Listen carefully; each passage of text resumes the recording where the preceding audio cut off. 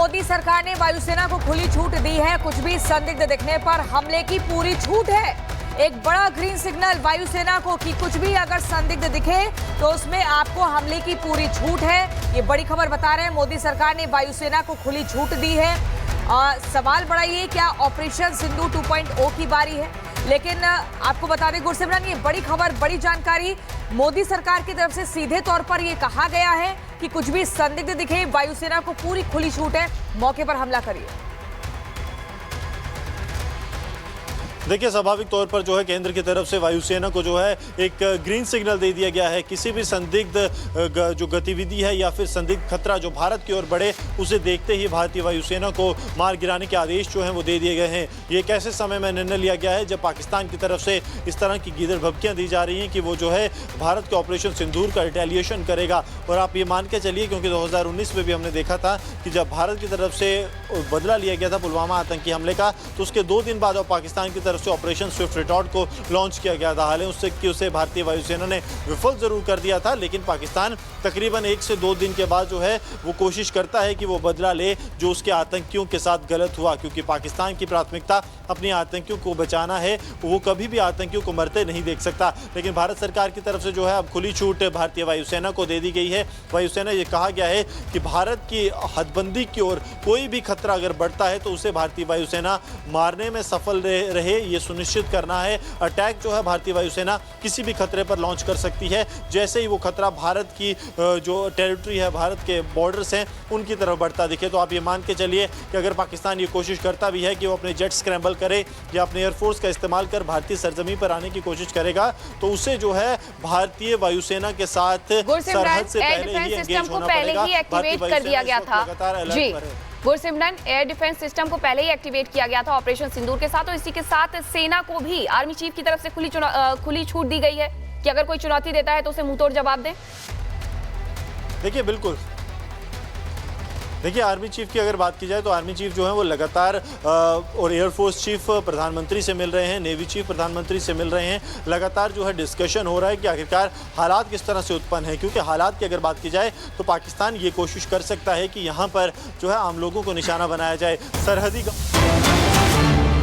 और इस बीच एक और बड़ी जानकारी आपको दे दें, कुछ देर बाद सर्वदलीय बैठक होनी है। कल ही ये तय हो गया था कि सर्वदलीय बैठक में ऑपरेशन सिंदूर के बारे में जानकारी दी जाएगी विपक्षी दलों को।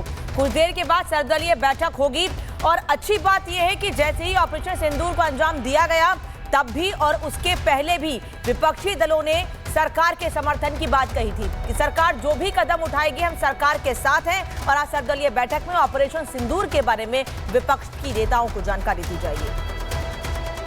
देश ने बहुत बड़ा काम जो किया है, सेना ने जो ऑपरेशन सिंदूर को अंजाम दिया है, उसको लेकर के ऑल पार्टी का बैठक बुलाया है। और सरकार की ओर से जितने भी पॉलिटिकल पार्टी से हमारे देश के, विशेष करके जो पार्लियामेंट्री पार्टी जिसका मेंबर्स है, पार्लियामेंट में अभी सेशन नहीं चल रहा है, तो सब पार्टी को ऐसे स्थिति में अवगत कराना, उनको स्थिति का बारे में बताना, ये सरकार का दायित्व है। माननीय प्रधानमंत्री जी ने निर्देश दिया है कि ऑल पार्टी का बैठक बुला करके सारे पार्टियों के नेताओं को हालात के बारे में ब्रीफ करें। क्योंकि ये लड़ाई पूरा देश का है, ये एक सरकार अकेला या सिर्फ सेना नहीं है, सेना के पीछे पूरा देश खड़ा है। इसलिए ऑल पार्टी का बैठक में जानकारी देना आवश्यकता है। और ये तस्वीर इस वक्त आपको दिखा रहे हैं, गृह मंत्री अमित शाह पहुंच चुके हैं। सर्वदलीय बैठक बुलाई गई है, 11 बजे का वक्त था, नेताओं के पहुंचने का सिलसिला शुरू हो चुका है। सबसे पहले ये तस्वीर आपको दिखा रहे हैं, गृह मंत्री अमित शाह पहुंच चुके हैं। थोड़ी देर के बाद तमाम नेताओं के पहुंचने का सिलसिला भी शुरू होगा, बैठक शुरू होगी और जानकारी ऑपरेशन सिंदूर के बारे में दी जाएगी विपक्षी नेताओं को। सुमित झा इस वक्त दिल्ली से हमारे साथ जुड़ रहे हैं। सुमित, 11 बजे का वक्त था, बैठक शुरू होने वाली है, क्या जानकारी, कौन कौन से नेता पहुंच चुके हैं और कितनी देर में और लोग पहुंचेंगे? देखिए, बैठक शुरू होने की खबर आ रही है। दरअसल कुछ देर पहले ही रक्षा मंत्री राजनाथ सिंह और गृह मंत्री अमित शाह पहुंचे थे। उससे पहले किरण रिजिजू जो कि संसदीय कार्य मंत्री हैं, और इसके अलावा मल्लिकार्जुन खड़गे विपक्ष की तरफ से, राहुल गांधी, रामगोपाल यादव समाजवादी पार्टी की तरफ से, तमाम जो पार्टी के नेता हैं वो पहुंच चुके थे पहले ही। अब से कुछ देर पहले रक्षा मंत्री राजनाथ सिंह भी पहुंचे।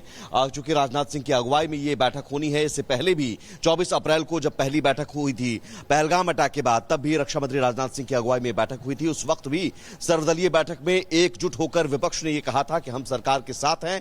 और आज भी जब ऑपरेशन सिंदूर को अंजाम दिया गया तो कल भी विपक्ष ने एक ही लाइन कही थी कि जो भी एक्शन सरकार ने लिया है हम उसके साथ हैं, हमारी सेना ने जो काम किया है हम उसके साथ हैं। हालांकि कुछ बयान जरूर आए कांग्रेस नेताओं की वजह से, जिसकी वजह से कांग्रेस की किरकिरी हुई। सिद्धरामैया के बयान को हम देख लें, चरणजीत सिंह चन्नी के बयान को देख लें, या फिर अजय राय ने जिस तरह से राफेल पर नींबू मिर्ची लगाकर दिखाया था, तो ये सारी चीजें कांग्रेस की किरकिरी की वजह बनी। लेकिन अब कांग्रेस ने स्पष्ट कर दिया है कि हम सरकार के साथ हैं।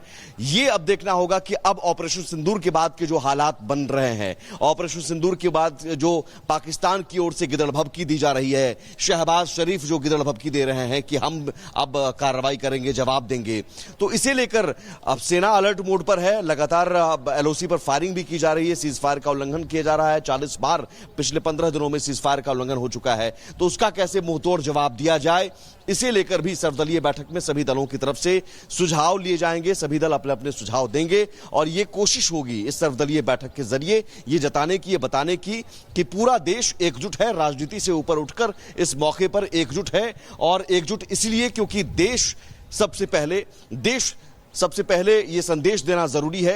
राजनीति बाद में हो जाएगी, सियासत बाद में हो जाएगी, सियासी लड़ाई हम बाद में लड़ाई कर लेंगे, लेकिन जरूरी है कि सेना के पीछे हम एकजुट होकर रहें। और प्रधानमंत्री नरेंद्र मोदी की अगुवाई में जो भी सरकार डिसीजन ले रही है, उस डिसीजन के साथ विपक्ष एकजुट होकर संदेश देना चाह रहा है कि हम साथ हैं, एकजुट हैं। हालांकि जयराम रमेश जो कि कांग्रेस के नेता हैं, उन्होंने ये मांग जरूर की थी। इससे पहले 24 अप्रैल को भी जब बैठक बुलाई गई थी, तब भी मांग की गई थी कि प्रधानमंत्री नरेंद्र मोदी खुद इस बैठक में क्यों नहीं आ सकते हैं, उन्हें बुलाया जाए, वो आए और वो ब्रीफ करें। इस बार भी जयराम रमेश ने यह मांग की कि सर्वदलीय बैठक में पीएम मोदी की मौजूदगी होना जरूरी है, प्रधानमंत्री नरेंद्र मोदी खुद आए। हालांकि उस वक्त भी पीएम मोदी नहीं पहुंचे थे, रक्षा मंत्री राजनाथ सिंह की अगुवाई में ही यह बैठक हुई थी। और अब भी जब बैठक शुरू हो गई है, संसद भवन के लाइब्रेरी बिल्डिंग में यह बैठक शुरू हो गई है, और इस बैठक में अभी पीएम मोदी, चूंकि प्रधानमंत्री नरेंद्र मोदी की मौजूदगी की मांग कांग्रेस की तरफ से सिर्फ नहीं किया गया है, कोई एक नेता मांग कर रहा है। कांग्रेस ने साफ साफ अब कह दिया है, शायद ये कोशिश डैमेज कंट्रोल की भी है, क्योंकि इस तरह के बयान आपकी जगहसाई करते हैं, आपकी किरकिरी कराते हैं। आप इस मौके पर अगर आपके नेताओं के जुबान पर आप कंट्रोल नहीं कर पाते हैं, आपके नेता कुछ भी उलझुल बयान दे देते हैं, सिद्धरामैया या चन्नी इस मौके पर सबूत मांगने लगते हैं, या अजय राय राफेल में नींबू मिर्ची लगाकर वो खिलौने की तरह तस्वीर दिखाते हैं कि राफेल का क्या हुआ। अब चूंकि जवाब मिल चुका है, उसी राफेल से मिसाइल से अटैक किया गया, जिसके कारण 9 ठिकानों पर तबाही हुई। और उन 9 ठिकानों में सबसे बड़ी बात यह है कि मसूद अजहर जो कि मास्टरमाइंड रहा, उसका पूरा कुनबा खानदान खत्म हो गया। और मसूद अजहर अब मौत के लिए गिड़गिड़ा रहा है, मौत के लिए तड़प रहा है, कह रहा है कि हम मर जाते तो ये अच्छा होता। तो ये भारत के लिए बहुत बड़ी कामयाबी है, और साथ ही साथ उन तमाम लोगों को, इस देश में उन लोगों को भी करारा जवाब है कि सेना हमारी सक्षम है, और सेना समय पर और बहुत मुकम्मल तरीके से जवाब देना जानती है, पूरी घेराबंदी कर जवाब देना जानती है।